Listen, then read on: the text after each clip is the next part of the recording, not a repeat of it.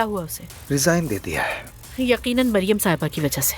असल में इस बार उसे रोकने वाला रूहान है। क्या करूं मैं, उस औरत ने मुझे पागल कर दिया है। हमने फैसला किया है कि हम इन मौजुआ से दूर रहेंगे। हम अब जल्दी यहाँ से जा रहे हैं। अभी तो बहुत वक्त रह गया है, मैं कैसे बर्दाश्त करूंगी। ये मामला हल हो जाए तो कुछ अरसे तक तलाक का किसी को पता नहीं चलना चाहिए। मैं इस घर में क्या कर रही हूँ यार। लेकिन अगर मैं चली गई तो वो समझेगी उसने मुझे भगा दिया। जब अंकल मुझे स्कूल लेने आते थे तो स्कूल की सारी लड़कियां इनको देखकर आशिक हो जाया करती थी इन पर।